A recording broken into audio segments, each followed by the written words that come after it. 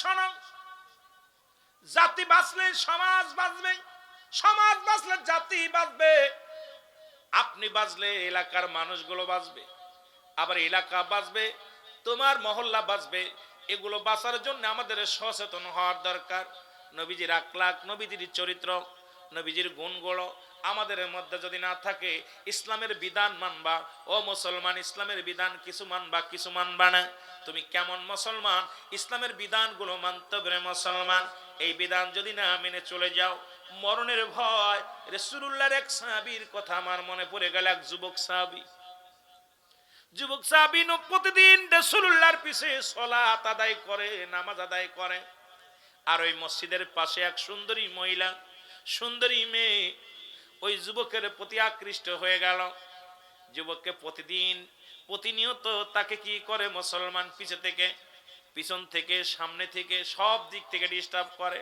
ডাকতে বলে, যুবক রে, আমার রূপ যৌবনের অভাব নাই, একবার তোমারে চাই। যুবক বলে, না, আমি রাসূলুল্লাহর সৈনিক, আমি ইসলামের সৈনিক, আমি আল্লাহর গোলাম। এই দুনিয়ার মধ্যে অন্যায় পথে আমি পা বাড়াইতে পারবো না, সম্ভব নয়। কারণ আমি যদি অন্যায় করি ইসলামের কলঙ্ক হবে, আমি যদি অন্যায় করি রাসূলুল্লাহর কলঙ্ক হবে, আমি যদি অন্যায় করি কোরআনের কলঙ্ক হবে। সুতরাং আমরা মুসলমান, মুসলমান শোনো। একদিন রাসূলুল্লাহ আলোচনা করতে করতে রাত হয়ে গেল। ঈশার সালাত আদায় করে নবীজি সাহাবীদেরকে নিয়ে আলোচনা করতেছিলেন। হঠাৎ যুবক ওদিন যখন ঘরে ফিরতেছিলেন, ওই যুবতী সুযোগ বুঝে সঙ্গে সঙ্গে যুবককে হাত ধরে টান দিয়ে নিয়ে ঘরের ভিতরে চলে গেল। প্রেমের কি করলেন? অফার দিলেন, প্রেমের পায়গাম দিলেন, কিন্তু যুবক প্রত্যাখ্যান করলেন। যুবক কি করলো? মা, আমার অনেক মা বোনেরা আছে, তাদের একটু শোনার লাগবে, আমি আস্তে আস্তে যাবো, ঘুরাইতে হবে। মুসলমান গভীর মনোযোগ, যেহেতু শেষ রাত, এই বছরের জন্য শেষ মাহফিল, আপনাদের কিছু কথা বলতে হবে। তারাও বসে আছে চাতক পাখির মতো, মাদেরও কিছু কথা বলা লাগবে। আমার বাবারা শোনো। কি করলেন বুন্ডি? কি করলেন? নিয়ে এবার প্রেমের প্রস্তাব দিলেন, প্রত্যাখ্যান করলেন। গায়ের কাপড় খুলে ফেললো, পণ্যের কাপড় খুলে পুরুষকে আকৃষ্ট করতেছিলেন। যে পুরুষটা চক্ষু দুইটা বন্ধ করে বলে, ইয়া রাব্বুল আলামিন, তুমি আমার রব, তুমি আমার প্রভু, তুমি আমার মালিক। আল্লাহ ইজ্জতের মালিক, সম্মানের মালিক। আল্লাহ গো, আমার হাবিব বলেছে, এই দুনিয়ার মধ্য থেকে যিনি পাপ কার্য করবে, এই আমার নবীজির কাছ থেকে শুনেছি, ওই কিয়ামতের ময়দানে কঠিন শাস্তির বিধান, জিনাকারী শাস্তির বিধান হবে। আজকে মুসলমান শোনো, সেই জিনার কথা, অন্যের কথা যুবকের অন্তর ভিতরে লেগে গেছে। যুবক চোখের পানি ছেড়ে কান্দারে বলে, আল্লাহ, আল্লাহ, দেহের মধ্যে জান্ডা থাকাকালীন যেন অন্যায় না করি। যুবক বেহুশে জমিনের মধ্যে পড়ে গেল। জোরে জোরে চিল্লায়া বলা যাবেন আল্লাহু আকবার। যুবক জমিনের মধ্যে পড়ে গেলেন। জমিনের মধ্যে পড়া পর, বন্ধুগণ শোনো, এবার মহিলা চিন্তা করছে মারা গেছে যুবকটা, তাকে হাতাশিং করে টান দিয়া রাস্তার কর্নারে ফেলে দিয়ে আসলেন। ওখান থেকে ফজরের সালাত আদায় করে নবীর সাহাবীরা ফিরতেছিলেন। যুবককে চিনতে পারিয়া ওনাকে নিয়ে চলে গেলেন, বাড়ির দিকে নিয়ে গেলেন। বাড়িতে নিয়ে যেয়ে যুবকের বাবার হাতে দিলেন। অনেক তদবির করলেন, ডাক্তার কবিরাজ দেখাইলেন, সুস্থ হলেন না। 3 দিন পরে যুবকের জ্ঞান ফিরলেন। জ্ঞান ফেরার পর রাতের অন্ধকারে বাবাকে বলে, বাবা গো, আমাকে একটা কাগজ দাও। বাবা কাগজ দিলেন। একটা কলম দাও, আমার একটা কলম দাও। কলম দিলেন, কাগজের মধ্যে লেখলেন, বাবা গো, আমি যদি অপরাধ করে থাকি, কারণ পৃথিবীর মধ্যে জীবিত বাবা, বাবা গো, সন্তান, তার বাবা সন্তানের হক, পিতার হক হলো 14টা। এর ভিতরে 7টা হক হলো দুনিয়ার মধ্যে জীবিত থাকতে, 7টা হক হলো ইন্তেকালের পরে। বাবা গো, আমি তোমার কলিজার টুকরা সন্তান হয়ে একটা আদায় করতে পারলাম না। বাবা, আমি যদি মারা যাই, আমার মরা লাশটা যেন দুনিয়ার কেউ না দেখে। দুনিয়ার মধ্যে বাবা গো, আমার কোনো গোরস্থানে মাটি দিবা না, দুনিয়ার কোনো গোরস্থানে আমার মাটি দিবা না। আমার আব্বা জান, আমি যদি মারা যাই, দুনিয়ার কোনো মানুষকে জানাবা না। রাতের অন্ধকারে ঘরের মধ্যে কবর খুঁড়বা, কবর খুঁড়ে আমার কবরটা তুমি ঘরের মধ্যে দিবা। বাবা গো, শুধু তাই নয়, কাফনের কাপড় তুমি গোসল করাবা, তুমি দাফন করাইবা, কাফন পরাইবা। দুনিয়ার কোনো মানুষ যেন আমার লাশটা দেখতে না পায়। বাবা গো, এই কথা বলিয়া যুবক মারা গেলেন। বাবা কি করলেন? ইজাতে গোসল করাইলেন, কাপন পরাইলেন, দাফন করাইলেন। ঘরের মধ্যে কবর খুঁড়ে তার মাটি দেওয়া হয়ে গেল। রাসূলুল্লাহ একদিন নয়, দুদিন নয়, কয়েকটা দিন পার হয়ে গেল। নবীজিকে জিবরিল আমিন এসে বলে, হুজুর, হুজুর গো, আপনার সেই যুবক সাহাবীর দিকে একটু লক্ষ্য করেন না, কটা দিন আসে না। নবী হঠাৎ করে সালাম ফিরাইয়া নামাজ শেষ করিয়া বললেন, সাহাবীরা রে, আমি নামাজ শেষ করার পর বললেন, আমার সেই যুবক সাহাবী কই? বলে, হুজুর আমি জানি না। হুজুর আমরা জানি না, কেন আসে না?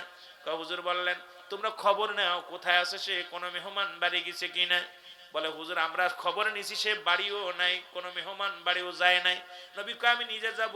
রাসূলুল্লাহ নিজেরাও না হয়ে গেলেন সাহাবীর বাড়িতে। রাসূলুল্লাহ চলে গেলেন সাহাবীর বাড়িতে। বাড়ি যা সালাম দিলেন, আসসালামু আলাইকুম আলাল বাইত। এ মুসলমান শোনো, ঘরের ভিতর থেকে আওয়াজ আসলো, আলাইকুম আসসালাম ইয়া রাসূলুল্লাহ ইয়া হাবিবাল্লাহ। নবীজি ভিতরে প্রবেশ করলেন। নবীজি বললেন, আমার সাহাবীর বাবা, আমার সাহাবী কই? বলে, হুজুর আমি জানি না। বাবা সন্তানের লাশ কাঁধে নিচে যে বাবাগুলো, সেই বাবা জানে। যখন বলছে আমি জানি না, চোখের কোনা দিয়ে পানি ঝরতেছে।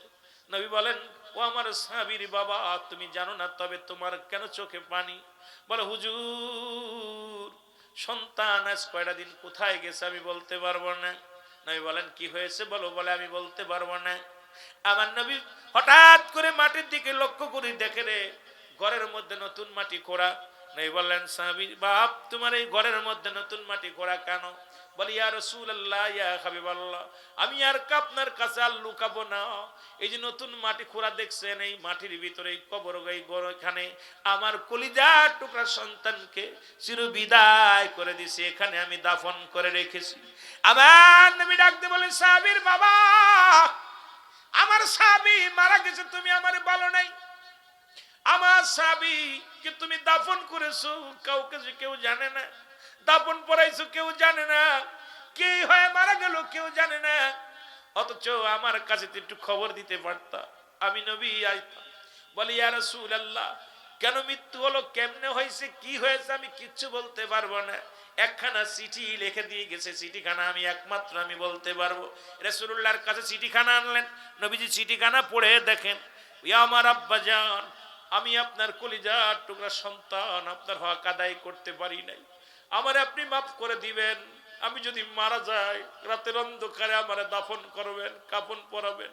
পৃথিবীর কোন গোরস্থানে আমার মাটি দিবেন না, পৃথিবীর কোন মানুষ যেন জানতে না পারে।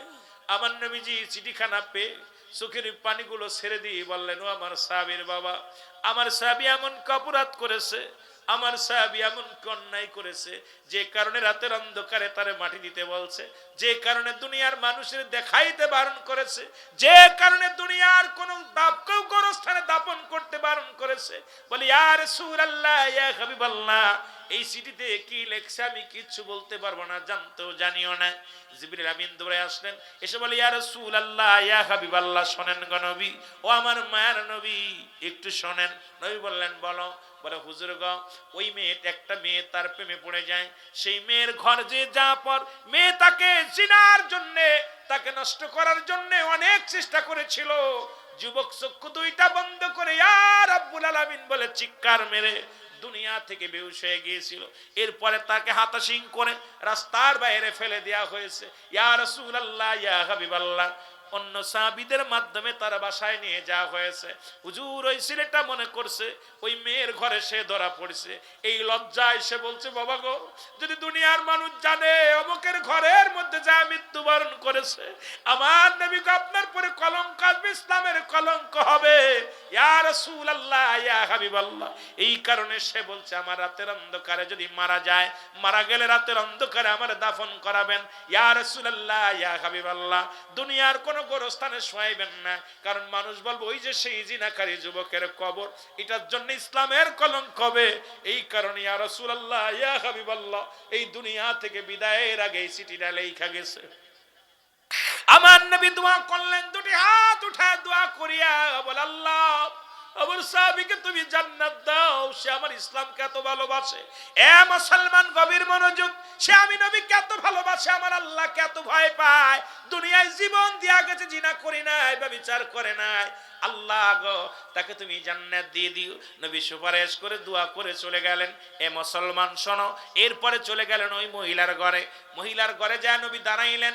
এবার নবীকে দেখার পর মেয়েটা ভিতর থেকে বলে, ইয়া রাসূলুল্লাহ, ইয়া হাবিবাল্লাহ, আমাকে একটু পবিত্রতা দেন, গোসল করব, ওযু করব। নবী ওযু করা শিখায়া দেন। নবীজি বলে দিলেন, ওযু করলেন। বলেন, ইয়া রাসূলুল্লাহ, ইয়া হাবিবাল্লাহ, ইসলাম যত প্রিয়, মুসলমান যে জিনাকারী করে না, জিনা করে না, মুসলমান যে ব্যভিচার করে না, মুসলমান যে কোনো নারীর পাগল না। ইয়া রাসূলুল্লাহ, ইয়া হাবিবাল্লাহ, আমি বুঝতে পেরেছি আমি একজন অমুসলিম। ইয়া রাসূলুল্লাহ, ইয়া হাবিবাল্লাহ, আপনার যুবককে আমি আলিঙ্গন করেছিলাম, আপনার যুবককে আমি প্রেম নিবেদন করেছিলাম, কিন্তু ইয়া রাসূলুল্লাহ একবার সে আমার রূপ যৌবনের দিকে তাকাই নাই, একবার আমার দেহের দিকে তাকাই নাই। জীবন দিয়ে প্রমাণ করে দিয়ে গেলেন কুরআন সত্য, ইসলাম সত্য। ইসলাম জিনাকারীকে সমর্থন করে না, ইসলাম জিনাকারীর মুসলমান শোনো, ইসলাম বেগানা মহিলাকে সমর্থন করে না। আজকে যদি ওয়াজ করি, বাংলাদেশের অনেক আলেম ধরা পড়ে যায় মুসলমান, কারণ এই শরীয়তে বেগানা মহিলা নিয়ে অনেকে চাকরি করে রে মুসলমান। আমার বড় কষ্ট হয়, কারণ বেগানা পুরুষের চেহারা দেখা হারাম, বেগানা মহিলার চেহারা দেখা হারাম। আজকে রিজিকের তারুণ্যায় পড়ে এত জিনা করতেছো, অফিসের মধ্যে বেগানা নারী, অফিসের মধ্যে বেগানা নারী, চাকরি জীবনে বেগানা নারী, অসংখ্য বেগানা নারী নিয়ে ওয়াজ করতেছ। আবার মুসলমান আসিয়া বড় বড় ফতোয়া দিতেছো, বড় কষ্ট হয়। কারণ এই সমাজের, এই সমস্ত নোংরা সমাজের মুখে লাথি মারো, ইসলামের বিধান পরিপূর্ণভাবে মানো। জোরে বলেন ঠিক কিনা? এই মহিলা বলি, ইয়া রাসূলুল্লাহ, আমাকে কালেমা পড়ায়া দেন, আমি মুসলমান হয়ে যাব, কারণ আমি অমুসলিম থাকবো না। যার মধ্যে জিনা নাই, যার মধ্যে ব্যভিচার নাই, যার মধ্যে কোনো লোভ নাই, যার যে তোর যে মুসলমান, যে শাস্ত্রের মধ্যে জিনা ব্যভিচার অন্যায় নাই, ইয়া রাসূলুল্লাহ সেই ইসলামটা আমাকে পড়ায়া দেন, কালেমা পড়ায়া দেন। নবীজি বলেন, পড়ো লা ইলাহা ইল্লাল্লাহ মুহাম্মাদুর রাসূলুল্লাহ সাল্লাল্লাহু আলাইহি সাল্লাম। এ মুসলমান, বেগানা পুরুষের চেহারা দেখা হারাম, এই ওয়াজগুলো এখন করা যাবে? করা যাচ্ছে না। বেগানা নারীর চেহারা দেখা হারাম, যাদেরকে দেখা দেওয়া জায়েজ তাদেরকে বিয়ে করা হারাম, যাদেরকে দেখা দেওয়া হারাম তাদের বিয়ে করা জায়েজ। এখন আমার দেশে আলেমগণ আমরা পেটের দান্দায়, রিজিকের দারণ নাই, আমরা অবৈধভাবে কত অন্যায় করতেছি, কত জিনা করতেছি, ব্যভিচার করতেছি। অথচ ইসলামের বিধান কি? কুরআন বলতেছে, যদি কোনো পুরুষ, কোনো নারী, বিবাহিত পুরুষ বিবাহিত নারী যদি জিনা করে, অবিবাহিত পুরুষ অবিবাহিত নারী যদি জিনা করে, শাস্তির বিধান হলো, যদি কোনো অবিবাহিত নারী অবিবাহিত পুরুষ জিনা করে, তাকে সর্বপ্রথম একটাকে কি করতে হবে? তাদের দুজনকে ধরতে হবে, ধরে 100 ডুরা তার গায়ের মধ্যে মারতে হবে, এমন ভাবে মারতে হবে 2-4 ডুরা মেরে গেলে সে মারা যাবে। মারা গেলে তাকে কাফন, গোসল করাতে হবে, গোসল করানোর পর তাকে কাফন পরাতে হবে, কাফন পরায় তার দাফন করাইতে হবে, দাফন করানোর পর বাকি অংশটা তার কবরের উপর মারতে হবে। এলো ইসলামের বিধান। আমার দেশে জিনা কইরা জেলে গেলে আবার বুকের পাটা উঁচু করে বাড়ি ফেরে। জোরে বলেন ঠিক কিনা? জোরে বলেন ঠিক কিনা? কেন? গুড়া ঠিক নাই। জোরে বলেন ঠিক কিনা? গুড়া ঠিক নাই। এ মুসলমানে হলো অবিবাহিত নারী আর বিবাহিত পুরুষের বিচার। বিবাহিত নারী আজকে আমার দেশে খালি পরক্রিয়া দেখা যায়। আজকে বিধান হলো, আজকে আমার দেশে অসংখ্য নারী স্বামী থাকতন্য পুরুষের আসক্ত, অসংখ্য পুরুষ স্ত্রী থাকতন্য পুরুষের প্রতি আসক্ত। এ নারী পুরুষ শুনে নাও, এ আমার মা বোনেরা শুনে নাও, ইসলামের বিধান, যদি কোনো নারী, যদি কোনো পুরুষ বিবাহিত হয়, যদি জিনা ব্যভিচার করে, শাস্তির বিধান হলো তাদের বুক পর্যন্ত মাটির নিচে পুঁততে হবে, এরপরে কঙ্কা ছুঁড়ে মারতে হবে। যতক্ষণ পর্যন্ত মৃত্যুবরণ করবে না তাকে মারা বন্ধ করা যাবে না। যখন নিশ্চিত হবে উনি মারা গেছে, এরপর তাকে উত্তোলন করতে হবে, ওই মাটি খুঁড়ে উত্তোলন করতে হবে। বিবাহিত নারী কোনোদিন জানাজা পাবে না, বিবাহিত পুরুষ জানাজা পাবে না, বিবাহিত নারী কাফন পাবে না, বিবাহিত পুরুষ কাফন পাবে না, বিবাহিত পুরুষ নারী তারা দাফন পাবে না, তাদেরকে কুকুর শিয়াল দেখায় দিতে হবে। আজকে একটা বিচার যদি আপনার এই জমিনের মতো হতো, একটা বিচার যদি আজকে বগুড়ার জমিনের মধ্যে হতো, আল্লাহর কসম করে বলি, আল্লাহ বলি বাংলার জমিন থেকে জিনা ব্যভিচার পালিয়ে যেত, জোরে বলেন ঠিক কিনা? কোথায় অবস্থা, কোথায়? আজকে বউ থুয়া গেলে আর বাড়ি এসে পাওয়া যায় না। বাড়ি এসে পাইতেন যদি বিচার হতো, জোরে বলেন ঠিক কিনা? আহা, অধিকাংশ নারী পুরুষ ইয়াউমাল কিয়ামতের ময়দানে পুরুষের লজ্জাস্থানে যারা, যে সমস্ত পুরুষেরা মহিলাদের প্রতি আকৃষ্ট বেশি, লজ্জাস্থান দিয়ে আগুনের ফুলকি বাইর হবে। আর যে সমস্ত নারীরা পুরুষকে আকৃষ্ট করার জন্য রাস্তাঘাট আপনার এই সাজগোজ করে ঘোরাঘুরি করে, এদের লজ্জাস্থান দিয়ে আগুনের ফুলকি ঢুকানো হবে অধিকাংশ নারীদের। এখন আমার দেশে ওয়াজ করা বন্ধ, আমার দেশের অবস্থা ভালো না। এই পর্দার ওয়াজ, জিনা রিয়াজ, ব্যভিচার ওয়াজ গুলো বন্ধ হয়ে গেছে। আগের যুগের উলামা একরাম বলতো, আগের যুগের উলামা একরাম পিতামাতার খেদমতের ওয়াজ করত, তারা এসে জিনা ব্যভিচার ওয়াজ করত, সুদ গোজের ওয়াজ করত। আর আমরা আই শুধু কথা বুঝেননি, তাল বাহানা শুরু করছি, জোরে বলেন ঠিক কিনা? কিডা বড়, কিডা বড়, আগে খালি কিডা বড় হবে এই চিন্তা, এগুলো বন্ধ করতে হবে, ইসলামের বিধান মানতে হবে। হযরত ওমর ফারুক রাদিয়াল্লাহু তাআলা আনহুর কদমের মধ্যে, ওমর ফারুক ইসলামের দ্বিতীয় খলিফা, ওনার কদমের মধ্যে একজন বৃদ্ধা তার সন্তানকে ধরে নিয়ে আসলেন, এসে বলে আমিনুল মুমিনিন, আপনার কদমের মধ্যে আসছি, বিচার করা লাগবে, আমার সন্তানের বিচার করা লাগবে। দেখেন কেমন বিচার, কেমন বাবা, কেমন পুত্র, কেমন বিচারক। এই উমরের মতো শাসকের দরকার আছে কিনা? জোরে জোরে বলেন আছে কিনা? ওমর ফারুক ডাকতে বলে, বৃদ্ধা, ও কি তোমার ছেলে? বলে হ্যাঁ। ও কি তোমার সন্তান? বলে হ্যাঁ। বলে কি বিচার চাও? বলে আমিনুল মুমিনিন, আমি বিচার চাই, আমার ছেলে 3টা অপরাধ করেছে। কয়টা অপরাধ? জোরে বলেন কয়টা অপরাধ? 3টা অপরাধ। নাম্বার 1 অপরাধ, আমার ছেলে জিনা করে। জিনা করা কি ভালো গুনাহ না ছোট গুনাহ? বড় গুনাহ। কথা কোন কি গুনাহ? বড় গুনাহ। নাম্বার 2, আমার ছেলে মানুষ হত্যা করেছে। কি করেছে? মানুষ হত্যা করেছে। এটা কি গুনার কাজ না ভালো কাজ? নাম্বার 3, সে মাদক সেবন করে। 3টা অপরাধ করেছে। খলিফা হযরত ওমর ফারুকের একদম দেহটা টকবগে গরম হয়ে গেছে, গায়ের পশমগুলো খাড়িয়ে গেছে। রাগে খলিফার চোখ দুটি বড় লাল হয়ে গেছে। খোলা তরবারে নিয়ে ডাকতে বলে, যুবক, তুমি কি জানো না জিনাকারীর বিচার কি? বলে হুজুর জানি না। বলে এখন তো শুনছো জিনাকারীর মৃত্যুদণ্ড কি হবে? বলছে হুজুর আমি মেনে নিলাম। বলে যুবকরা, তুমি মানুষ হত্যা করেছো, বিচার কি জানো? বলে হুজুর জানতাম না, এখন জেনেছি। বলে তোমার মৃত্যুদণ্ড হুজুর মেনে নিলাম। তুই মাদক সেবন করো? বলে হুজুর এটা বড় গুনাহ, আমি মেনে নিলাম। আপনি যে রায় দিবেন সেই রায়গুলো আমি মেনে নিলাম। জোরে বলা যাবেন আল্লাহু আকবার। আর একটু জোরে বলেন আল্লাহু আকবার। খলিফা হযরত আমিনুল মুমিনিন ডাকতে বলে, যুবকরা, তুমি এত বড় অপরাধ করেছো, নিশ্চিত তোমার মৃত্যুদণ্ড হবে।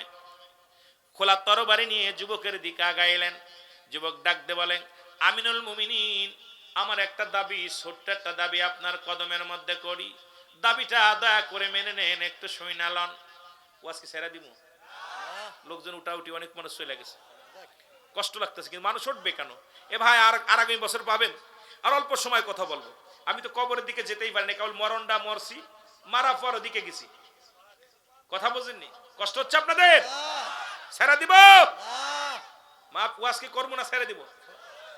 আপনাদের ঘুমাইছে? তাবারক নাই তো। আর তাফসির মাহফিল 3 দিন ব্যাপী তাবারক দেওয়াও সম্ভব না। একদিন হলে হয়তো কিছুটা দেওয়া যেত। এতগুলো মানুষ, অনেক ভালো লাগছিল মাঠটা দেখে, কিন্তু অনেক মানুষ চলে গেছে, ঘুমে ধরছে। আর 12টার পর থেকে মানুষের জাগানোর একটার নাই। আর একটু আলোচনা হোক না? ছেড়ে দেবো? সারা রাত? সারা রাত? কেডা কেডা সারা রাতের পক্ষে? দেখি তো কে কে। মার হাবা, মার হাবা। এত মানুষের দরকার নেই, যেগুলো ইমানদার এইগুলো থাকবো। দান দরকার, সিটার দরকার নেই। কি কন? হ্যাঁ মুসলমান, গভীর মনোযোগ। যুবক ডাকতে বলে, আমিনুল মুমিনিন, আমার যে বিচার করবেন আমি মেনে নিলাম, তবে আমার বিচারের আগে একটা দাবি আপনার কদমের মধ্যে, আমার বাবার বিচারটা করা লাগবে। জোরে বলা যাবেন আল্লাহু আকবার। কার বিচার করা লাগবে? কে দাবি করছে? ছেলে দাবি করছে, মনে থাকবে? আপনাদের কি ছেলে আছে? কতক্ষণ আছে? মেয়ে আছে? সাবধান হয়ে যান ওয়াজ থেকে। ডাকতে বলে, যুবক তুমি কার বিরুদ্ধে অভিযোগ করো? আমি খাত্তাবের বেটা উমর, এই দুনিয়ার মধ্যে বাবারে হারাইছি। এই বাবা যে কি নিয়ামত আমি বুঝি। এই দুনিয়ার মধ্যে যুবকরি তুমি তোমার বাবার বিরুদ্ধে অভিযোগ করো, তুমি কি ইসলামের বিধান মানো? বলে হুজুর জানতাম না, এখন মানি, আপনার কথা শুনে মানি। তবে তোমার বাবার বিরুদ্ধে কেন অভিযোগ তুমি বলো? বলো হুজুর আমার আব্বার বিরুদ্ধে অভিযোগ, বিচার যদি করতে হয়, আমি জানি আপনি ন্যায়পরা নয়, আমি জানি একজন ন্যায় বিচারক আপনি, আপনার কদম থেকে নিরাশ হব না, এই কারণে আমার বাবার বিচারটা আপনার কাছে দাবি করছি। কার বিচার? যারা বলেন কার বিচার? বাবার বিচারটা আমি দাবি করছি। ওমর ফারুক ডাকতে বলে, যুবক কি বিচার চাও তুমি বলো? বলে হুজুর এক নাম্বার অপরাধ করেছে আমার আব্বাজান। আমার আব্বাজান এত বড় এক নাম্বার অপরাধ করেছে, আমাকে একটা ভালো মা দেয় না। আমি যে মায়ের গর্ভে জন্ম নিছি, আমার মা বেগানা পুরুষের সঙ্গে ঘোরাঘুরি করে, জিনা ব্যভিচার বাজার ঘাট করে, অন্যায় করে। সুতরাং প্রাথমিক বিদ্যালয় হলো মায়ের কোল। এ যুবক বন্ধুরা শোনো, এক নাম্বার অপরাধ করেছে আমার আব্বা। সে আমাকে আদর্শবান একটা মা দেয় নাই, সে আমাকে একটা চরিত্রবান মা দেয় নাই, একটা আল্লাহওয়ালা মা দেয় নাই। এই কারণে এক নাম্বার অপরাধ করেছে আমি এই অন্যায় করার পিছনে আমার বাবা, সে আমাকে একটা আদর্শবান মা দেয় নাই। আমি যে সমস্ত যুবকরা বিয়ে করিস নাই, তোদের বলে যায়, যুবক হাতে ধরে বলে যায়, পায়ে ধরে বলে যায়, একজন রিক্সা চালকের মেয়ে বিয়ে কর, একজন ভ্যান চালকের মেয়ে বিয়ে কর। ওরে বিয়ের আগে বলবি বাবা বিয়ে করব, তবে মনে একটা মেয়ে দাও। রূপ দেখে আজকে আমরা রূপ যৌবনের পাগল হয়ে গেছি, সুন্দরী পুজরি হয়ে গেছি। সুন্দরী দেখে কে মুসি কে মাতরে দেখার সময় নাই। আগের যুগের বাবারা যখন বিয়ে শাদী করাইতে যেত সন্তানের, আগে দেখতো গোষ্ঠী, বাবার কুল, মাতৃকুল, পিতৃকুল, এবং কোরআন পড়তে পারে কিনা, হাদিস জানে কিনা, এই মেয়ে পর্দা করে কিনা, পর্দার বিধান মানে কিনা, এগুলো তার বাবা মার খেদমত করে কিনা, ইত্যাদি দেখে দেখে বিয়ে হতো। এখন তার গার্জিয়ান লাগে না, এখন আমরা নিজেই সুন্দরী পূজারী হয়ে গেছি রে মুসলমান। আজকে একটা ঘরের মধ্যে শান্তি নাই, একটা ফ্যামিলির মধ্যে শান্তি নাই। অশান্তির কারণ হলো ইসলাম জানে না, বোঝে না। জোরে জোরে চিল্লায় বলেন ঠিক কিনা? এ যুবক, প্রয়োজন হলে একটা কালো মেয়ে বিয়ে কর, প্রয়োজন হলে একটা ছোট্ট মেয়ে বিয়ে কর, গরিবের মেয়ে বিয়ে কর। বাড়িওয়ালার দরকার নাই, গাড়িওয়ালার দরকার নাই, এমন একটা বিবি বিয়ে করবি সারাদিন পরে যেন তার মুখটা দেখলে শান্তি লাগে। সে যেন 5 ওয়াক্ত সালাত আদায় করে, পর্দায় থাকে, সে যেন মুসলমান, ইসলামের বিধান মেনে চলে, কোরআনের বিধান মেনে চলে, আর রাসূলের হাদিস মেনে চলে। এ মুসলমান, এমন একটা বউ যদি আদর্শবান, যদি পর্দাশীলতা, একটা আল্লাহওয়ালা নারী তোর জীবনে জুটে যায়, এই দুনিয়ার মধ্যে শান্তি, পরপারও শান্তি, শান্তি আর শান্তি। জোরে জোরে চিল্লায় বলেন ঠিক কিনা? আমি আমার মা বোনদের বলে যে, অনেক মা বোনেরা আছো, মা শোনো, ও মা শোনো, কি তোমার মা তোমার আপনজনদের কাছে দাবি করবা, মা গো আমি ওই বড় চাকরিজীবী ছেলে চাই না, ঘুষখোর সুদখোর ছেলে চাই না, এমন একটা ছেলে দিবা গো মা, সে ভ্যান চালাই খাক আর রিক্সা চালাই খাক, সে 5 ওয়াক্ত সালাত আদায় করবে, হালাল খাদ্য খাওয়াবে, আরাম নয়। আরে হাজার হাজার টাকা নিয়া, ঘুষ নিয়া, ঘুষের টাকা দিয়া কত কি নিয়ে যায়, তুমি ঘরের মধ্যে থাকি আনন্দ করো রে মা। কিন্তু একবার খবর নিশ্চয়ই, সুদের টাকা, ঘুষের সম্পদের জন্য ইয়াউমাল কিয়ামতের ময়দানে জাহান্নামে ছুঁড়ে মারবে রে মুসলমান। শুনে নাও, আমি আমার মাদের বলি, মা দাবি করবা, দাদির কাছে দাবি করবা, বাবার কাছে দাবি করবা, সাধারণ একটা সারাদিন পরে 1 লোকমা খাবার দিবে, এই খাবারটা আমি খাবো, সেজন্য হালাল খাদ্য খাওয়ায়, সেজন্য আমার ঘুষের টাকা না খাওয়ায়, হারাম জিনিস বক্ষণ না করায়। 5 ওয়াক্ত নামাজি ইমানদার একটা ছেলে যদি তোর কপালে জুটে যায়, এই দুনিয়ার মধ্যে মা তোর মতো শান্তি আর কেউ নাই। জোরে বলেন ঠিক কিনা? বলে 2 নাম্বার অপরাধ, 1 নাম্বার অপরাধ আমার মা বাবার, সে একটা ইমানদার, আমার একটা ভালো মা দেয় নাই। 2 নাম্বার অপরাধ আমার বাবার, সে আমার একটা ভালো নাম দেয় নাই। নাম রাখছে লালটু বল্টু কত কিছু, জোরে কোন ঠিক কিনা? এই নামের জন্য কিয়ামতের ময়দানে বিবাদে পড়বেন। মুসলমান শোনো, আর এখন তো নাম আর দেওয়া লাগে না, নাম গর্বে থেকে হয়ে যায়। কারণ এখনকার জামানায় মুসলমান দুনিয়ার মধ্যে সন্তান আসা পর সুন্নাতে রাসূল যদি মানতে হয়, 7 দিনের একদিন আগে নাম রাখা দূরত্ব নয়। সন্তানের বয়স যখন 7 দিন হবে, ছেলে হোক আর মেয়ে হোক, ছেলে হলে 2টা প্রাণী, মেয়ে হলে 1টা প্রাণী, এটা কুরবানি করে আকিকা দিয়া সুন্নাতে রাসূল নামটা রাখা সুন্নাত। এইবার রাসূলের সুন্নাত যদি মানতে হয়, একদিন আগেও নাম রাখা যাবে না। আমার দেশে এখন বিয়ের রাত্রেই নাম হয়ে যায়, দেখা যায় বাসর রাত্রেই নাম। স্বামী স্ত্রী দুজন ঘরের মধ্যে যায়, কয় সকিনারে, কয় কি নিয়ত করেছি যদি আমার একটা ছেলে হয় নাম রাখবো শাহরুখ খান। এখনো দুজনের মিলন হয় নাই, দুজনের কথাবার্তা চলতেছে, নাম রাখা হয়ে গেছে। নাম কি? জোরে কোন নাম কি? শাহরুখ খান। বিবি কয়, স্বামী রে, আমি তো মনে মনে কলেজ জীবন থেকেই প্রতিজ্ঞা আছে একটা মেয়ে হয়, যদি আমার একটা মেয়ে হয় নাম রাখবো কারিনা। কত কয় না, কত কয় না, নাম তো আগেই হয়ে গেছে। এরপরে আলতাসনো, আলতাসনো হওয়ার পর ডাক্তার কয় মেয়ে হবে, নাম রাখা শেষ। ডাক্তার কয় মেয়ে ছেলে হবে, নাম রাখা শেষ। এই ভুলে আমরা অধিকাংশ আলেমরাও করতেছি, এই জন্য ইসলে ইমান উঠে যাচ্ছে। যদিও কোরআনের হাফেজ হচ্ছে তার ভিতরে ইমান নাই, যদিও কোরআনের পাখি হচ্ছে তার ভিতরে এলেম আছে কিন্তু আমল নাই। কারণ এলেম আছে, এলেমে ভরপুর, আমলে ঘাটতি, ইমানের ঘাটতি। জোরে বলেন ঠিক কিনা? কারণ এই সুন্নাতে রাসূলের উপর অনেকেই জন্মগ্রহণ করে নাই, সন্তান গর্ভে থাকতে নাম হয়ে যায়। আমার বাবারা, যদি মুসলমানের ইসলাম মানতে হয়, যদি রাসূলের সত্য ইসলাম মানতে হয়, আল্লাহর দিন মানতে হয়, কোরআন মানতে হয়, 7 দিনের একদিন আগে নাম রাখা দূরত্ব নয়। আমার দেশের অধিকাংশ বাবারা এই ভুলটা করি। জোরে বলেন ঠিক কিনা? সন্তান দুনিয়ার এই ওয়াজটা আজকে আমার নেই, ওয়াজটা আপনাদের চেয়ারম্যানের, এই ওয়াজটা আপনাদের মসজিদের ইমাম সাহেবের, সেই ওয়াজটা আমি করতেছি আপনাদের, সেই ওয়াজটা আমি করে দিচ্ছি আপনাদেরকে।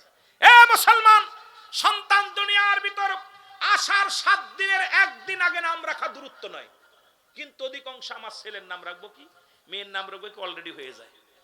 যেটা বলেন ঠিক কিনা? আর এই সন্তানগুলো ভালো কর্মের ভিতরে আসবে না, ও ঈমান দুর্বল থাকবে। ও মেয়েটা যদিও পর্দা করে গোপনে গোপনে গু খাবে। যেটা বলেন ঠিক কিনা? ওই মেয়েটা ময়লা খাবে, ছেলেটা ময়লা কাজ করবে, অন্যায় করবে, কারণ সুন্নাতের রাসূলের উপরে আগমন করে নাই। এ মুসলমান, দুনিয়া আসার পর সর্বপ্রথম আসবে তার কানে আযান শোনাইতে হবে, এরপরে কালেমা শোনাইতে হবে, গায়ের ময়লাগুলো মুছতে হবে ভালো কাপড় দিয়ে, এরপরে তার ওই যে আপনার ইত্যাদি ইত্যাদি যেগুলো এগুলো করতে হবে, সুন্নাতের রাসূল যেটা মানতে হবে। নাম্বার 3 বলে, হুজুর নাম্বার 3, সে আমাকে আমার পিতা মাতা কোন কোরআনের জ্ঞান হাদিসের জ্ঞান দেয় নাই। আল্লাহু আকবার। আমরা অধিকাংশ বাবারা ধরা পড়ে যাব। আপনার ছেলে বড় মুফতি হবে, বড় বক্তা হবে, এটা শর্ত নয়। আপনার ছেলেকে 10টা সূরা শিখাবেন নিম্নতর, যেটা নামাজ বাজানরে জানাজার নিয়মটা শিখাবেন, বাবারে কিছু হাদিস শিখাবেন, শরীয়তের বিধান মানা শিখাবেন, হাকিকতের বিধান মানা শিখাবেন, পর্দা পুশিদার বিধান মানা শিখাবেন। ছেলে বড় আলেম হবে শর্ত নয়, কিন্তু ছেলেকে বড় ডিগ্রি দ্বারা, আজকে ডিগ্রিদার বানাইছেন, বড় আলেম, বড় ইঞ্জিনিয়ার বানাইছেন, বিদেশ থেকে পিএইচডি করে ডাক্তার হয়েছে মুসলমান, এটা নিয়ে কবরে বাঁচা সম্ভব হবে না। ওই ছেলে যদি ঈমান নিয়ে আমল, যদি দুনিয়ার মধ্যে ঈমান আর আমল যদি ঠিক থাকে, দুনিয়ার মধ্যে আমল করতে লাগলে কিছু ইলমের দরকার আছে। এখন সূরা কিরাত জানার দরকার আছে কিনা? যারা বলেন আছে কিনা? এখন নিম্নতরে এই জ্ঞানটা তারে দিতে হবে। এই জ্ঞান না দেওয়ার কারণে অধিকাংশ সন্তানের কারণে জাহান্নামে যাবে। বাবারা, হাজী সাহেবকে বুকের ভিতর লাথি মারবে সন্তান, কয় বাবা গো তুমি হজ করেছো কিন্তু আমাকে গ্রিন এলেম অর্জন করতে দাও নাই, যে এলেম দ্বারা আমি আজকে আমল করব, নামাজ পড়বো, সূরা কিরাত পারি না, জানাজা পড়াবো, দাঁড়াই থাকি জানাজা পড়তে পারি না। ও বাবা তোমার জন্য দোয়া করবো, রব্বির হামহুমা কামা রাব্বায়ানি সগীরা, এটা বলবো, সেই ক্ষমতা আমার নাই। বাবা গো তোমার জন্য পাক কালাম ফাতিহা শরীফ পড়বো, এটা আমার জানা নাই।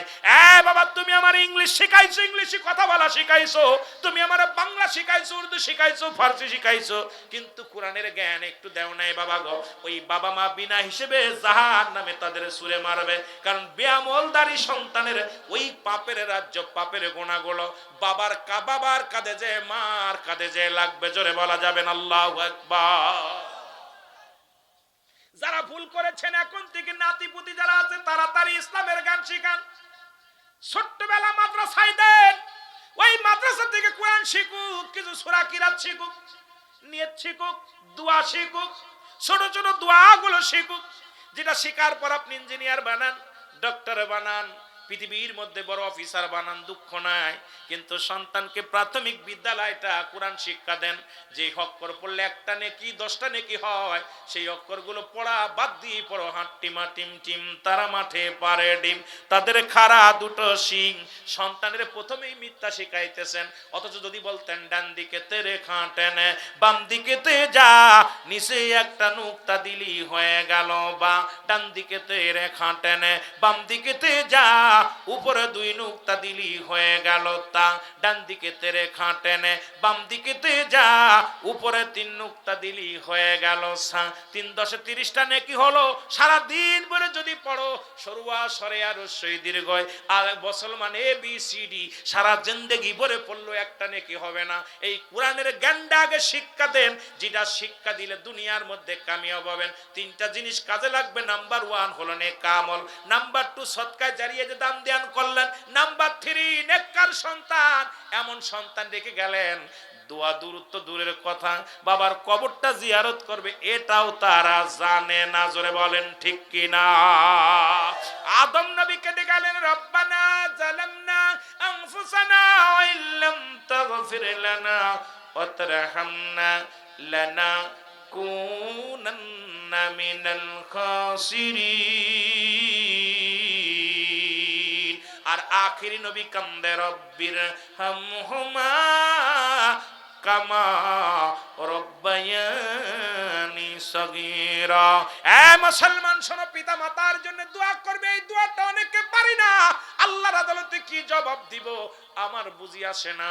এই জন্য দাদু ভাইদের হাতে ধরে বলে যায়, পায়ে ধরে বলে যায়, আপনারা সন্তানদেরকে দ্বীন ইলম শিক্ষা দেন। জোরে বলেন ঠিক কিনা? কষ্ট হচ্ছে আপনাদের? দ্বীন ইলমটা শিক্ষা দেন। সে এমপি হোক, মন্ত্রী হোক, সে জজ হোক, তার দৈনন্দিন যে ইসলামের মধ্যে চলার জন্য যেটা দরকার সেটা আমাদের শিক্ষা দেওয়ার দরকার আছে কিনা? জোরে বলেন আছে কিনা? খলিফা হযরত ওমর ফারুক বলে, বৃদ্ধা তুমি প্রস্তুতি নাও, যেহেতু তোমার সন্তান নষ্ট হওয়ার জন্য মূল দায়ী হলে তুমি তাকে একটা সৎ চরিত্র মা দাও নাই। পৃথিবীর মধ্যে ওই যে ল্যাংটা হয়ে মোটরসাইকেলে খোলা মেলা ঘুরে যারা বেড়ায়, এর গর্ভে থেকে সন্তান হাফেজ হওয়া সম্ভব নয়। একটা হাফেজ দেখাইতে পারবেন নয় দাউসের গর্ভে থেকে আসছে। কারণ এই পৃথিবীর মধ্যে মুসলমান শোনো, এই দাউস মহিলার গর্ভে থেকে একটা সচ্চরিত্রবান মেয়ে আসছে। সচ্চরিত্রটা ছেলে হয়েছে সম্ভব নয়। কারণ যদিও 2-1টা কোরআন শরীফ পড়তে পারে, ও দেখবেন বড় হয়ে জিনা ব্যভিচার শিখে যাবে, বড় আলেম হয়েছে বলৎকার হয়ে যাবে। দেখবেন বলতে যে আজকে আমরা পত্রিকার মধ্যে ফিরাই দেখি অমুক জায়গা বলৎকার করেছে, অমুক জায়গা হয়েছে। কারণ ও নিজেই বলৎকারের গর্ভে থেকে জন্ম নিছে, ওর ওই কর্মটা ঠিক রাখবে। জোরে বলেন ঠিক কিনা? আমার ভাইরা, আমার বন্ধুরা, আমার গভীর মনোযোগ। যদিও আলেম হয় ও হবে বলৎকার, যদিও আলেম হয় মহিলা যদিও পর্দাশীল করে, শরিয়াতে দেখা যায় গোপনে গোপনে পায়খানা খাবে। রে মুসলমান শোনো, এই জন্য আগে পিতামাতার চরিত্র গুণ ভালো হতে হবে। আর এই শিক্ষা এই জন্য দাউসের পেট থেকে নয়। মুসলমান শোনো, আল্লাহ রাব্বুল আলামিন আমাদেরকে জন্য এমন একজন হালাল জাদা, হারাম জাদা নয় সন্তান দুনিয়ার মধ্যে গড়ে তোয়ার তৌফিক দান করে। জোরে জোরে চিল্লা বলা যাবে না আমিন। খলিফা হযরত আমিরে মুমিনিন হযরত ওমর ফারুক ডাকতে বলে, বৃদ্ধা তুমি মৃত্যুর জন্য প্রস্তুতি হও। বিদ্যা বলে, খলিফা আমিনুল মুমিনিন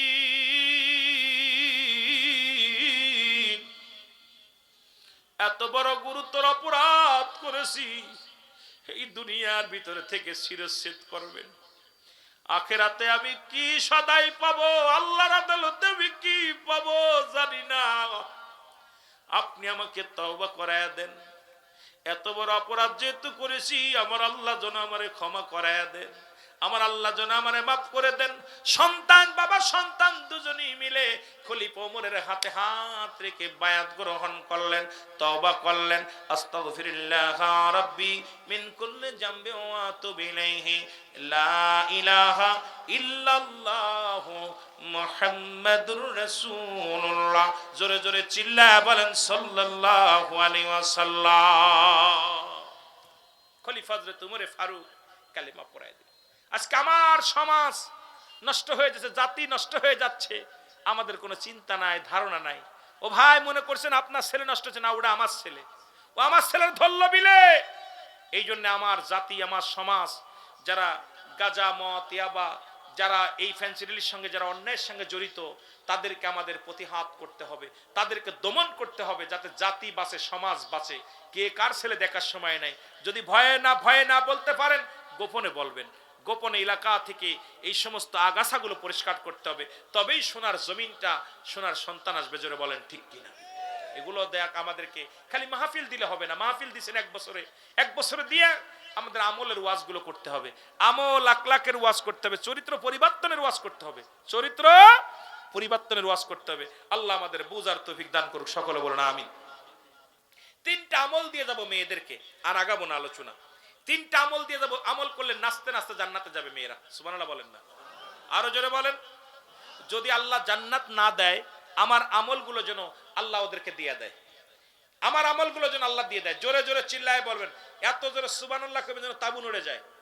আগে দেখি যারা বিয়ে করেছেন তারা তাকবীর দিবেন, দেখি উত্তর কেমন আওয়াজ আসে না। অবিবাহিত কারা কারা দেখেনি, দেখ আপনার অবিবাহিত ছেলেরা কতগুলো আছে দেখি দি, যারা বিয়ে করেন হাত যদি।